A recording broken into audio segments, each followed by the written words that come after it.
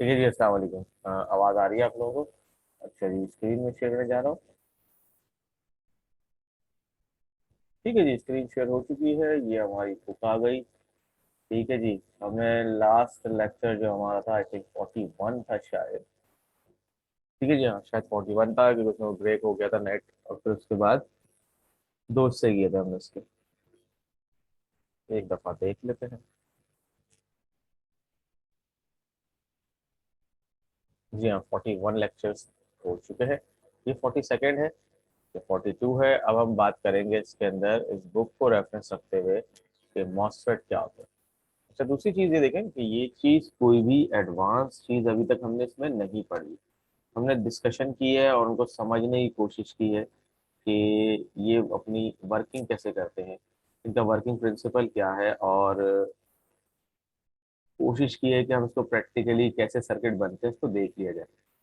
Regardless के आप किस डिसिप्लिन के हो, आप कंप्यूटर साइंस के हो, आप इंजीनियरिंग के किसी डोमेन के हो, आप सॉफ्टवेयर इंजीनियरिंग के हो, अगर आप कहीं पे हार्डवेयर इस्तेमाल कर रहे हैं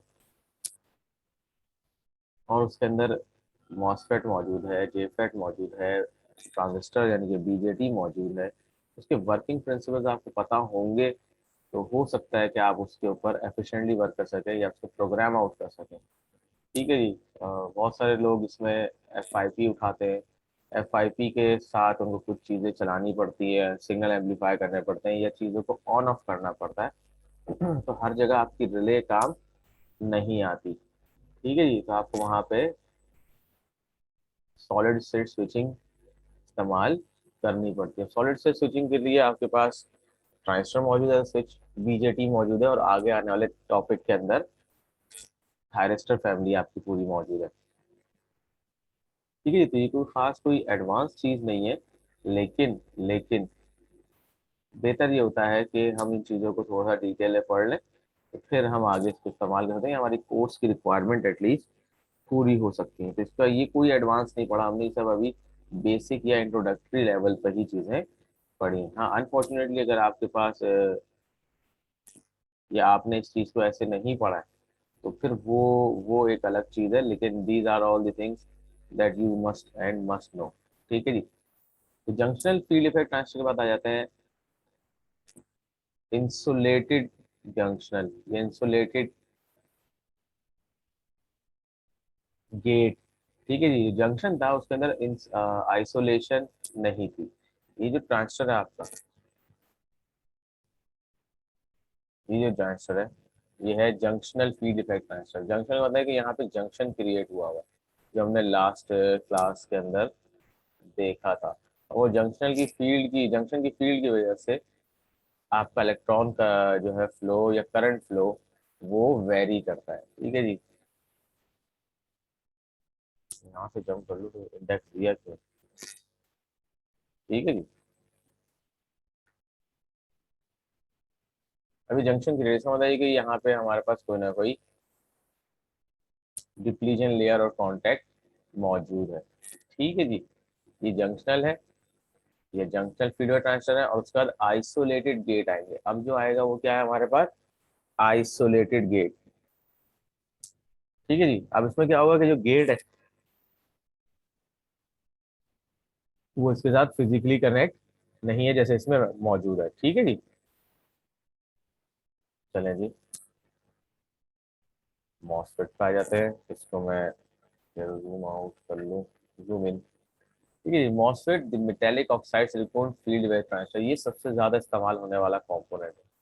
ठीक है जी। इसमें जो दो टाइप में, जो ई वाला है वो सबसे ज्यादा इस्तेमाल होने वाला मॉसफेट है, क्योंकि उसका रिस्पॉन्स टाइम और उसकी कॉस्ट या उसका जो वाइसिंग टेक्निक है वो रादर आसान है एज कम्पेयर टू डी। ठीक है जी। The metallic oxide field effect, metallic oxide semiconductor field effect transistor is another category of field effect transistor. The most different form, the JFET has no PN junction structure, यानी कि इसके अंदर कोई भी ऐसा काम नहीं कि जहाँ पे जंक्शन क्रिएट हो रहा हो, बैरियर क्रिएट हो रहा हो। Has no PN junction structure. Instead, the gate of MOSFET is insulated from the channel by the silicon. Channel क्या होता है? वो पाथ होता है। जैसे पी चैनल है, बड़ा वाला सबस्ट्रेट जो है वो पी होगा, छोटा वाला एन होगा। या बड़ा वाला एन होगा, छोटा वाला पी होगा। बड़ा वाला जो पाथ था असल, वो क्या था आपका, चैनल कहलाता है। ये हम पिछली क्लास में डिस्कस कर चुके हैं। ठीक है जी। MOSFET insulated from the channel by silicon dioxide, quartz. Quartz का नाम सुना, क्रिस्टल्स होते हैं जिससे बनते हैं, वो उस टाइप का मटेरियल है जो कि बीच में इस्तेमाल किया था। The two basic type of MOSFETs are enhancement and depletion. Enhancement जो करंट बढ़ा दे, डिप्लीशन होता है जो करंट को, फ्लो को कम कर दे। है जी, अभी वेरीफाई भी कर लेते हैं। Of the two types, the enhancer MOSFETs are widely use, यही बात की थी, इनहांस इस्तेमाल होता है because of polycrystalline silicon is now used for gate material instead of metal. These devices are some called IGFET, यानी कि insulated gate field effect transistor। अब देखा जाए तो हमारे पास क्या है, गेटेड फील्ड इफेक्ट ट्रांजिस्टर जो हम पढ़ चुके हैं, जंक्शन वाला, और एक है insulated gate field effect transistor, यानी कि मॉसफेट जो है वो इंसुलेटेड गेट में, इसकी गेट का ताल्लुक उस चैनल से नहीं है। बीच में क्या होता है आपके पास, सिलिकॉन डाइऑक्साइड की एक पतली सी या जो भी गेज है उसकी लेयर मौजूद होती है। ठीक है जी। अब इसके दो टाइप है, enhancement MOSFET and depletion MOSFET. पहले देख लेते हैं, थ्योरी पढ़ लेते हैं, फिर नीचे तो आएगी चीजें, देख लेते हैं। The E MOSFET operates only in enhancement mode as has no depletion mode। ठीक है जी। It differs in construction of D MOSFET which is discussed next। ठीक है, आगे देख लेते हैं इसको कि क्या चीज है। In that it has no structural channel। Notice figure this that the substrate expands completely to the silicon dioxide layer। For an N-channel device with positive gate voltage above threshold value induces channel by creating a thin layer of negative charges। अच्छा ये अभी ज्यादा technical हो रहा है, ये हम ऐसे देख के नहीं समझेंगे। ठीक है जी। अब पहले वाले में आपने देखा हो कि ये जो चैनल है, इसके इस तरफ और इस तरफ दोनों, लाइट राइट और लेफ्ट, सेंटर के अंदर दूसरा सेमीकंडक्टर फ्यूज हुआ हुआ था। यानी अगर ये एन चैनल है तो वहां पे पी फ्यूज हुए हुए थे। कहते क्या था कि वहां पे आपके पास गेट के साथ जंक्शन क्रिएट हुआ हुआ था। अब आपका क्या है, फिजिकल कांटेक्ट हो गया, करंट को फिर कहीं ना कहीं पाथ चाहिए। ठीक है जी। इसमें क्या है, गेट पे जो भी वोल्टेज होंगे उसका ताल्लुक सबसेट ने नहीं है, फिजिकल कोई कांटेक्ट नहीं है। ये क्या है, इंसुलेशन की एक लेयर है, इंसुलेशन की लेयर है। अब इससे फायदा क्या हुआ, क्योंकि फिजिकल कांटेक्ट नहीं है तो करंट फ्लो नहीं है, सिर्फ काम किसका रह गया, वोल्टेज की प्रेजेंस का। जितने ज्यादा वोल्टेज प्रेजेंट होंगे, जितने ज्यादा वोल्टेज प्रेजेंट होंगे उतना करंट फ्लो नहीं। हाँ, अभी देखना है कि इसमें होता क्या है। ठीक है जी। अब वोल्टेज प्रेजेंट होंगे तो क्या हो सकता है। ठीक है जी। अब क्या चीज है यहाँ पे, इसको हमने 22 किया, 22 होने के बाद यहाँ पे देखें आप प्लस चार्जेस, और ये क्या हुआ, ये पाथ इनहांस हो गया फॉर एन चैनल। ये क्या हुआ, पाथ इनहांस हो गया फॉर दी एन चैनल, ताकि करंट फ्लो कर गया। यहाँ मैं 22 करूंगा तो ये पाथ बनेगा। ठीक है जी। इसको अभी हम और पढ़ लेते हैं। The conductivity of channel is enhanced by increasing gate to source voltage. आप यहाँ वोल्टेज बढ़ाते रहे, ये क्या होगा, अल्टीमेटली ये पाथ बढ़ता रहेगा, तो आपका करंट फ्लो बढ़ता रहेगा। मतलब ये एज सेम एज बीजेटी आ गया। जबकि जे फैट में क्या था, अगर आपने गेट पे ज्यादा वोल्टेज दिए, अगर आपने गेट पे ज्यादा वोल्टेज दिए तो क्या होगा, वो उतना ही रिवर्स होगा, यानी कि करंट जो है आपका ड्रेन टू सोर्स या सोर्स टू ड्रेन उतना ही कम होगा। अब यहाँ पे क्या है, आप जितने ज्यादा वोल्ट देंगे उसका लेयर इनहांस होगा और करंट फ्लो बढ़ेगा। अगर आप चाहते हैं कि एन चैनल के अंदर करंट का फ्लो बढ़ जाए तो आपके पास क्या हो चाहिए, यहाँ पे गेट के ऊपर उतनी ज्यादा बाइसिंग होनी चाहिए। ठीक है जी। अब चूंकि ये इंसुलेटेड गेट है और इनहांस है, अब इनहांस का हम देख लेते हैं कि क्या है, यहाँ पे गेट देखे बीच में से क्या हुआ हुआ है, आइसोलेट हुआ हुआ है। ठीक है जी। और ये दो सबस्ट्रेट है और गेट की वजह से ये बीच का हिस्सा बढ़ता है, तो इस तरह से उन्होंने क्या बनाती है, इसका सिंबल बनाती है। एरो अंदर है तो क्या है, ये एन चैनल, एरो बाहर है तो क्या है ये पी चैनल, ये बीजेटी से इसमें ये चीज आपको उलट मिलेगी। ठीक है जी। अच्छा जी, डिप्लीशन क्या होता है? Another type of MOSFET is the depletion MOSFET, D MOSFET. ठीक है जी। As shown in figure, the drain and the source are diffused into the substrate material and then connected by a narrow channel adjacent to the insulated gate। ठीक है जी।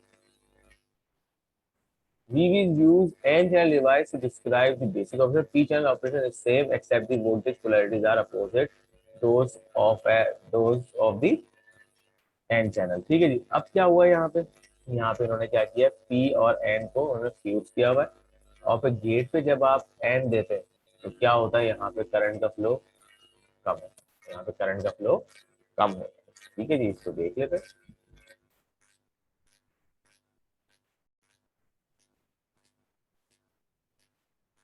ठीक है जी। अब आपने सिर्फ फॉरवर्ड बाइस किया तो नतीजा क्या हुआ, ये आपके पास एन है, मतलब गेट क्या होगा आपका पी होगा। ठीक है, फॉर रिवर्स बाइस किया तो ये बंद हो गया, और फॉरवर्ड बाइस किया तो ये आपके पास करंट का फ्लो आ गया। ठीक है जी। Depletion mode VGS negative and less than VGS, और ये ऑफ है तो क्या हुआ आपके पास करंट फ्लो नहीं हो रहा। लेकिन चूंकि इसमें क्या है, एनहांसमेंट मोड वीजीएस पॉजिटिव है तो करंट फ्लो हो रहा है। ठीक है जी। बस इतना ही काफी है। Enhancement mode with positive gate voltage more conduction electrons are attracted in channel D model. With more positive gate voltage, more conduction electrons are attracted into channel, thus increasing the channel conductivity. D MOSFET में क्या, the substrate indicates the arrow normally but not conducted internally the source फला फला, ये क्या है इसका उलट है। इनहांसमेंट का करंट इनहांस होता है, जितना गेट आपका फॉरवर्ड हो उसमें करंट आपका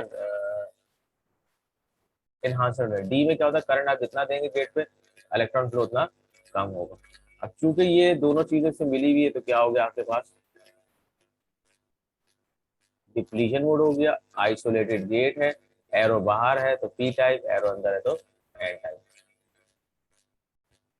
ठीक है जी। पी मॉस है, पावर मॉसफेट्स है। अब इनकी वर्टिकल डिजाइनिंग है, ड्यूल गेट मॉसफेट्स है। अब ड्यूल गेट का मतलब होता है अगर आपको दो इनपुट एक तरफ से आ रही है तो करंट आपका लेवल बताने के लिए अमूमन हमारे एंड लॉजिक है उसको क्रिएट करने के लिए ड्यूल गेट होते हैं। ड्यूल बेस भी हमारे पास ड्यूल बेस भी हमारे पास ट्रांजिस्टर्स होते हैं, बल्कि ड्यूल कलेक्टर भी होते हैं बाज़ दफा।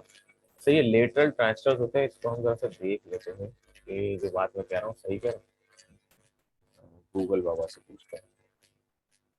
लेटरल ट्रांजिस्टर होते हैं, इसमें ड्यूल की बेस होते हैं, ड्यूल कलेक्टर होते हैं, ड्यूल इमिटर होते हैं। अभी चेक कर लेते हैं। ये 4 लैग डिवाइसेस होते हैं। कितने होते हैं ये? 4 लैग डिवाइस होते हैं।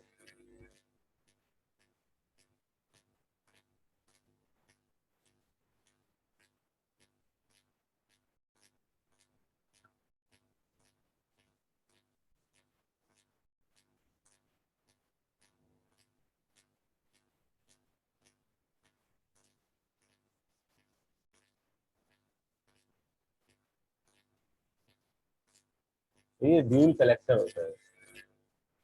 बीजेटी में भी ये नस्ल पाई जाती है जहाँ पे हमारे पास ड्यूल कलेक्टर होता है। ठीक है जी। देखिए गेट बेस भी दिया हुआ है। अब ये मुख्तलिफ किस्म की टेक्निक है जो कहाँ इस्तेमाल किए जाते हैं, क्या जरूरत है, क्या जरूरत है क्या नहीं, ये बात की बात है।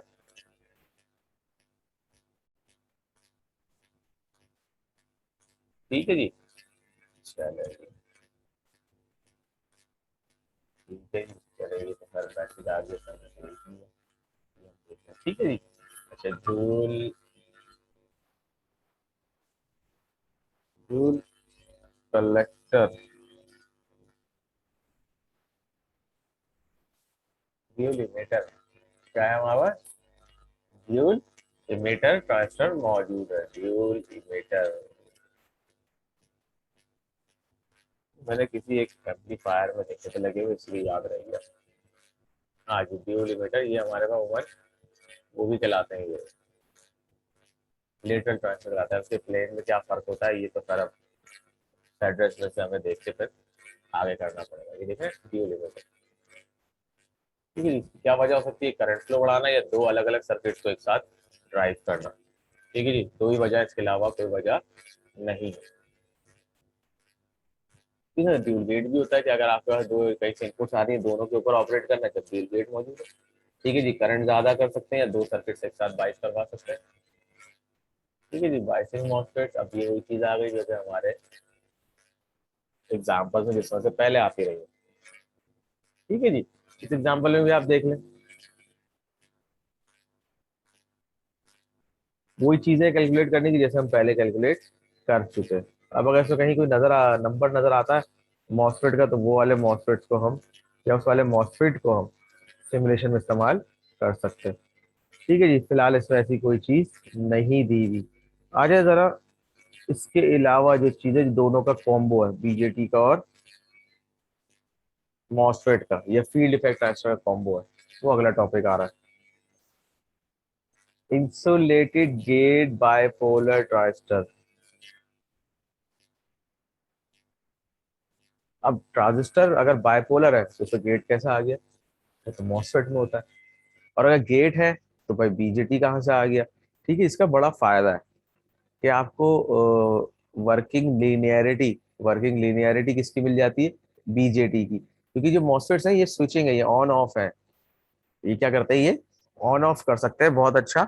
लीनियर नहीं है कि बाकायदा आपकी कर्व को बहुत अच्छा बना सके। एक हद तक तो सही है, लेकिन नहीं कर पाते, या पावर के अंदर नहीं कर पाते, वहां ये डेफिसिट होते। तो फिर हम क्या करते हैं वहां पे? आईजीबीटी लगाते हैं कि इनपुट अगर आपके यहाँ बहुत हल्की है, डिजिटल इनपुट है, ये ऐसी जगह है जिसका ताल्लुक हम चाहते हैं बेस से और इमीटर पे ना हो। ठीक है जी, क्योंकि उमन पावर एप्लीकेशन से तो हम चाहते हैं हमारा जो ड्राइविंग सर्किट है वो आइसोलेटेड रहे। तो वहां पे क्या करते हैं? मॉसफेट की ड्राइविंग टेक्निक, जिससे क्या करंट बहुत कम है, बहुत लो पावर और बहुत हाई स्पीड काम होता है। क्योंकि जो बीजेटी की जो फ्रीक्वेंसी है वो आपने देखा होगा 400 मेगाहर्ट्ज, 500 मेगाहर्ट्ज, ये अभी हम देख लेते हैं कितनी ऑपरेटिंग फ्रीक्वेंसी। जबकि मॉसफेट जो है वो स्विचिंग स्पीड में आता है। मॉसफेट किस में आता है? स्विचिंग स्पीड में आता है भाई। कितने नैनो सेकेंड्स में ये करंट को जाना और ना जाने के अंदर फर्क कर सकता है। यानी करंट को ऑन कर सकता है, करंट को ऑफ कर सकता है। इसको अभी हम देख लेते हैं। तो चूंकि बहुत कम करंट चाहिए होता है गेट पे एज कम्पेयर टू बेस, तो मजा, ये ड्राइविंग का मजा मॉसफेट का या जेफेट का, और करंट कंट्रोल का मजा बीजेटी का। ठीक है जी, तो ये क्या बन गया? आईजीबीटी। ठीक है जी, अब कलेक्टर, इमिटर और बेस क्या क्या आ गया? गेट आ गया। ये कुछ इस तरह से बना हुआ होता है कि एक मॉसफेट और एक ट्रांजिस्टर जो है वो डार्लिंगटन पेयरिंग के स्टाइल में जुड़े हुए हैं, जो हम पहले पढ़ चुके हैं, किसमें जो है देख चुके हैं ना, डार्लिंगटन पेयर। तो क्या होता है कि जो इसको ड्राइव करेगा वो सेंस करेगा इसको एज अ मॉसफेट, लेकिन जो करंट फ्लो होगा उसको क्या महसूस होगा कि मैं कहाँ से जा रहा हूँ? बीजेटी से गुजर रहा हूँ।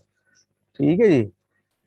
अच्छा जी, अब हमने एक चीज देखी, उसकी जरा बात कर लेते हैं कि दोनों में फर्क क्या है। ZN44, नहीं, मॉसफेट का नंबर याद आ जाए। हाँ हाँ हाँ हाँ,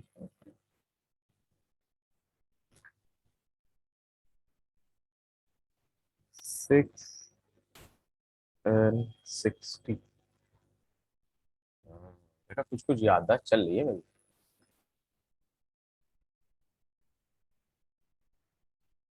तो ये इसकी डेटा शीट निकाल रहे थे।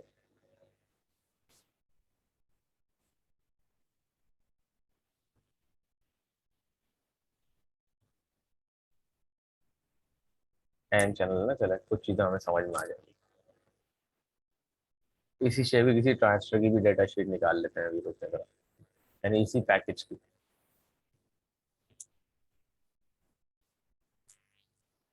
ठीक है जी, ये मॉसफेट है, इस पे एक डायोड भी लगा हुआ है जो कि फ्री व्हीलिंग डायोड है। अगर किसी वजह से रिवर्स पोलैरिटी होती है तो वो इस चैनल को बचाने के लिए ये डायोड लगा हुआ था। ठीक है जी, TO220। अब TO220 में हमारे जो जो ट्रांजिस्टर आते हैं वो तो अभी हम देख लेते हैं। D313 है, और देख लेते हैं अभी TIP की सीरीज भी 140 है कुछ है, वो अभी देख लेते हैं। ठीक है जी, अब इसमें देख लेते हैं कि आपके पास ड्रेन टू सोर्स वोल्टेज कितने आ सकते हैं?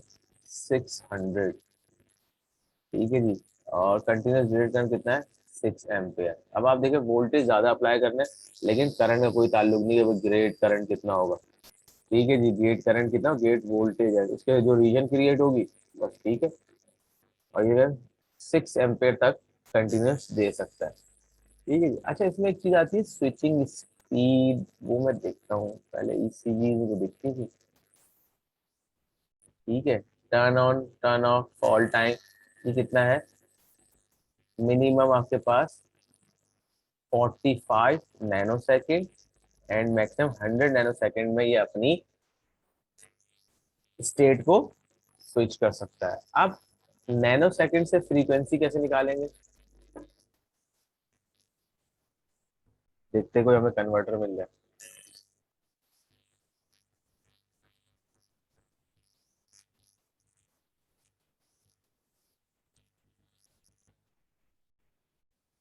ठीक है जी, देखते हैं यहाँ क्या निकलता है इस लिंक के ऊपर।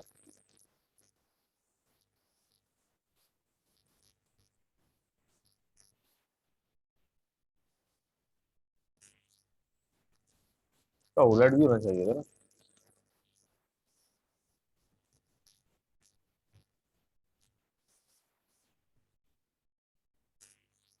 इसको कर लेते हैं हर्ट्ज, और यहाँ क्या आ रहा है?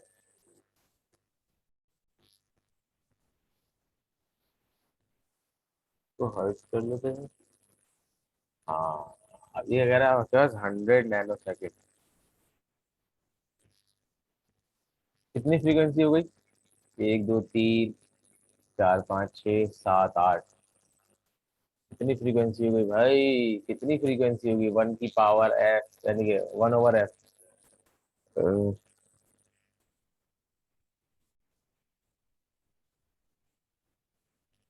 Hertz two kilo hertz. ठीक है जी। अब हम इस वैल्यू को उठा लेते हैं। दिमाग हम नहीं चलाते, हम दिमाग कम चलाते हैं। ठीक है जी। और ये आ गया। कितने किलोहर्ट्ज आ गए भाई? 100,000 किलोहर्ट्ज, यानी कि अगर मैं 3 हटा दूं तो 100 मेगा हर्ट्ज। कितनी फ्रीक्वेंसी है? 100 मेगा हर्ट्ज। कितने ज्यादा हाई स्पीड काम कर सकता है। ठीक है जी। 100 मेगा हर्ट्ज तो खाली आप ये देखें कि अभी आप गीगा पे नहीं गए, ये सारी मॉसफेट वगैरह इसमें लगे हैं आपके कंप्यूटर के अंदर। ठीक है, 100 मेगा हर्ट्ज तक ये जा रहा है। अब हम एक ट्रांजिस्टर ले लेते हैं, गूगल को सर्च करते हैं। PIC41। ठीक है। सही है, वही पैकेज का ट्रांजिस्टर है। इसी पैकेज का है ना, जैसा हमारा ये वाला पैकेज है, इसी से मिलता जुलता है। पैकेज नंबर भी आ जाएगा यहाँ पे।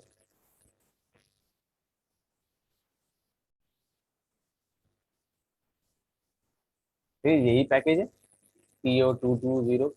अब इसी कहीं भी देखें यहाँ पे ऑपरेटिंग फ्रीक्वेंसी कितनी है। ये खुद भी 5 एम्पेयर का है तो वहां भी 6 एम्पेयर है, समझ में आता है, ये रहा 6 एम्पेयर। ठीक है, तो रेटिंग तकरीबन एक जैसी, क्योंकि साइज वही है तो उससे करंट उतना ही गुजर सकता है। लेकिन यहाँ बेस करंट कितना है? 2 एम्पेयर तक, वहाँ बेस करंट की जरूरत ही नहीं है। वहां सिर्फ वोल्टेज का प्रेजेंट होना है, पैदा का पावर ये बचा।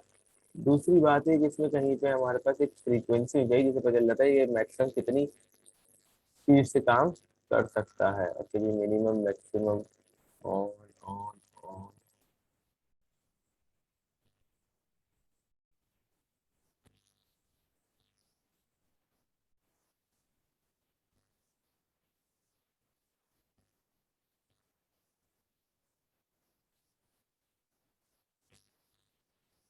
चलो ये भी टेम्परेचर पे आ गया, रिवर्स वोल्टेज पे आ गया, कन्वर्टर पे आ गया। इसका ऊपर होना चाहिए कहीं।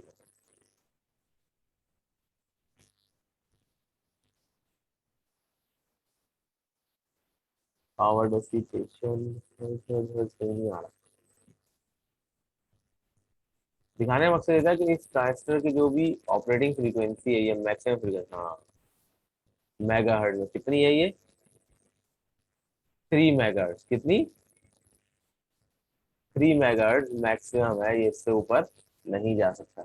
जबकि ये कितना है आपके पास, 100 मेगाहर्ट्ज।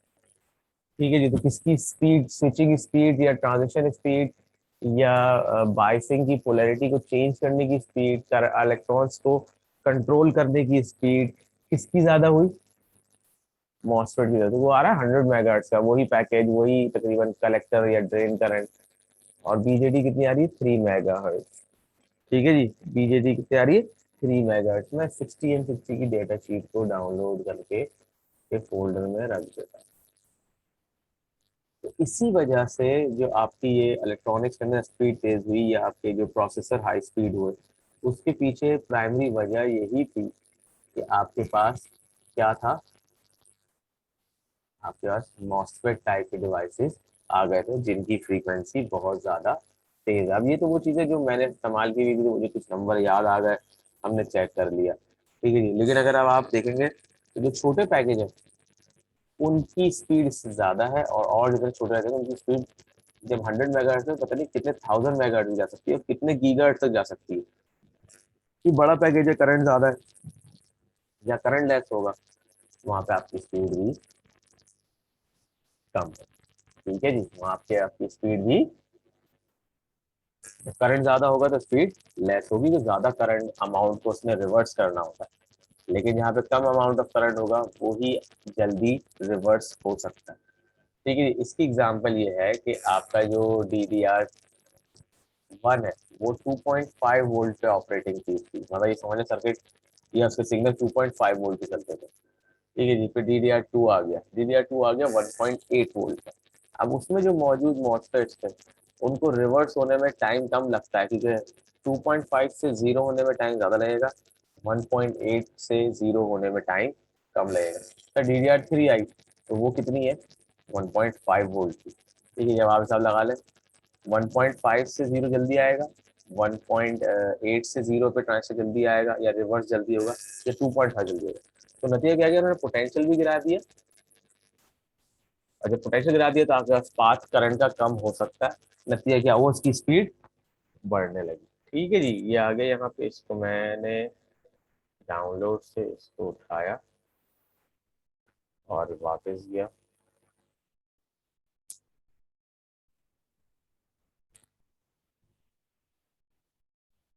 ठीक है जी, और हमारा TIP 140C 140 तो मौजूद है। अब अगर मुझे नंबर अभी हम देख लेते याद आ जाए, पैकेज के हिसाब से देखते हैं, चलो। TO92, ठीक है जी, TO92 मॉसफेट्स।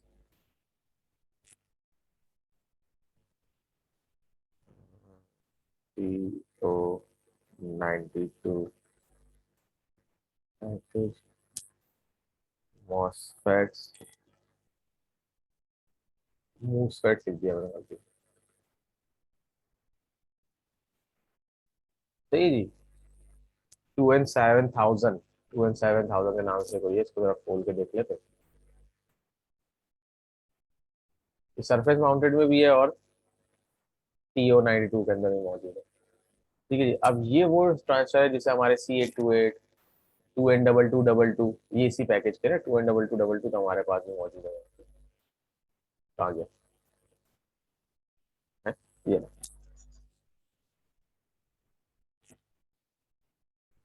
ठीक है जी, ये इसी तरह का ट्रांसफर है। और सॉरी, इसी तरह का है। अब हम इसमें कुछ चीजें चेक कर लेते हैं कि अगर हमारे पास कोई 60 वोल्ट आ गया, मैक्सिमम ड्रेन करंट 1.4 एम्पेयर है, इसका थोड़ा सा कम होता है। इसका कितना है भाई, 2N2222 का IC मैक्सिमम 600 मिली एम्पेयर। ठीक है जी। अच्छा जी, इसमें अगर हम फ्रीक्वेंसी को चेक करें,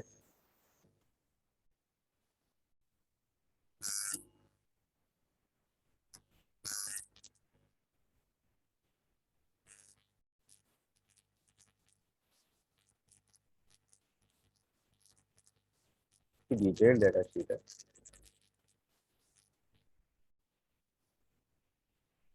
10 नैनो सेकेंड तक दे रहा है। अच्छा, फ्रीक्वेंसी नहीं दी, लेकिन इसकी मतलब सारी ज्यादा पैरामीटर, ये होगा ये होगा तो ये होगा। ठीक है जी, इसमें मुझे ऑपरेटिंग फ्रीक्वेंसी मिल जाती तो मजा आएगा। खैर अभी हमारे पास ये, अब देखते हैं इसी पैकेज पे छोटा ट्रांस मॉसफेट है वो क्या करता है।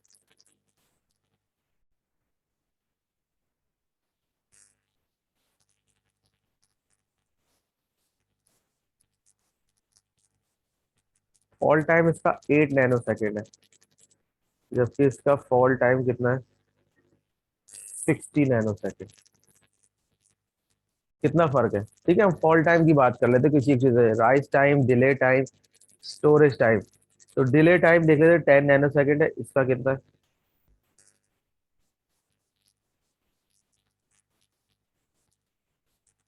5 नैनो सेकेंड। ठीक है जी। और अगर हम सिर्फ फॉल टाइम की बात करते हैं तो फॉल टाइम कितना है, 8 नैनो सेकेंड, और यहाँ पे कितना, 60 नैनो। ठीक है जी, बात समझ में आ रही है कि आधे आधे का फर्क है या डबल डबल का फर्क है। इनकी speed as compare to BJT MOSFETs की ज्यादा होती है। ठीक है जी, क्योंकि इन्होंने लो करंट पे या लो चार्जेस पे अपने आप को रिवर्स करना था, क्योंकि उसमें जंक्शन तो है नहीं, तो जंक्शन नहीं है, तो ये चीज जल्दी फॉरवर्ड और जल्दी रिवर्स हो जाएगी विद लेस आई जी या आई जी। आई जी किसमें आता है, इस गेट करंट, बेस करंट जितना चाहिए होता है for biasing a transistor, I G is very less as compare to I B. ठीक है, जो बीजेटी में आई बी ज्यादा चाहिए होता है, क्योंकि जंक्शन है बाकायदा, वो फॉरवर्ड होगा फिर एमीटर से आउट होगा। आई जी क्योंकि आइसोलेटेड है, गेट अमोन आइसोलेटेड है, तो आई जी बहुत ही मिनिमम अमाउंट का चाहिए होता है। ठीक है, हम चेक कर लेते हैं यहाँ पे कलेक्टर।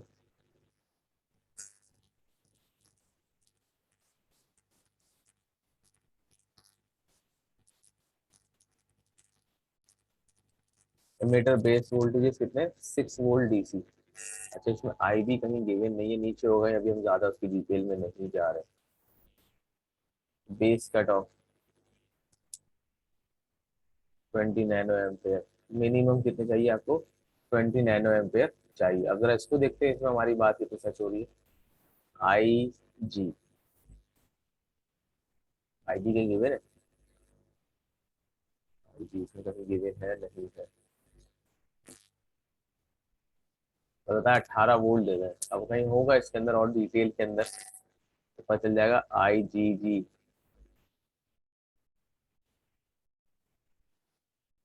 यार इसमें अभी गिवन नहीं, क्योंकि वोल्टेज कंट्रोल्ड है ना, इसमें वोल्टेज जरूरत है, क्योंकि फिजिकल तो कोई कॉन्टेक्ट है नहीं थ्योरेटिकली, तो करंट का अमाउंट बहुत कम है। ठीक है जी, तो हमने कोशिश की इतनी सारी डिस्कशन करके कि भाई हम समझ जाएं कि मॉसफेट क्या होता है, उसकी ज़रूरत क्या होती है, और इसको मैं कॉपी कर लूँ। ठीक है जी, ताकि अगर कहीं फ्यूचर में आपको इसकी ज़रूरत पड़ती है तो आपको ज़्यादा मुश्किल ना लगे। हाँ,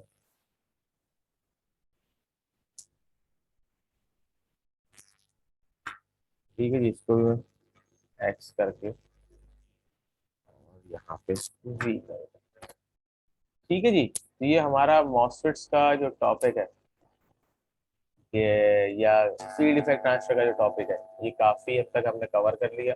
अगर जो इसको लेक्चर को सुनते हैं और फिर कोई प्रॉब्लम आती है तो आप मुझे बता सकते हैं कि सर ये चीज हमें समझ में नहीं आई। ये कोई भाई बहुत ज्यादा मुश्किल नहीं है, बहुत ज्यादा कोई चीज मुश्किल नहीं है, सिर्फ ये कि इसीलिए मैंने आपको बार बार सिमुलेट करके दिखाया कि ये चीज आप चलती ही देखेंगे तो you can have a sketch in your mind कि ये काम कैसे करती है। ठीक है जी, रिगार्डलेस आप किसी भी टेक्नोलॉजी के हो, it is not that much difficult.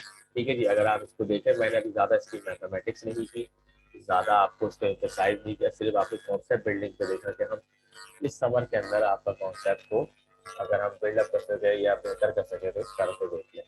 ठीक है जी, और बुक को देख लेते हैं। ठीक है जी, तो आप ये वाले जो एग्जाम्पल है इसके अंदर याद करके देख लीजिएगा एक नज़र। कुछ चीज़ें मैंने उसमें भी दी है असाइनमेंट, तो देख लीजिएगा, असाइनमेंट वाले को हम अभी सेकंड लास्ट या लास्ट लेक्चर के अंदर करके देख लेंगे। ठीक है जी, अगले लेक्चर के अंदर हम कोशिश करेंगे कि एक नज़र डालें अपनी common source, common drain, common gate amplifier, तो जैसे कि हमारी common collector, common emitter, common base amplifiers होते हैं, इसी तरह से इसमें common source, common gate and common drain amplifiers होते हैं। तो ज़्यादा डीप में नहीं है ये, जैसा कि हम बुक के अंदर से चीज़ें निकाल के समझने की कोशिश कर रहे हैं, डिस्कशन कर रहे हैं, एग्जैक्ट वैसा ही है। ठीक है जी। तो इस सेशन को हम यहाँ क्लोज करते हैं, और उसके बाद जो हमारा आएगा टॉपिक वो आएगा thyristor family, then operation amplifier. तो you have 2 to 3 lectures left. They are not that much difficult। इसमें यह है कि आपका पेपर में जब थ्योरी पूछी जाएगी उस पर हम बात कर सकते हैं। ठीक है जी, चले इस लेक्चर में स्टॉप करते हैं। Thank you very much.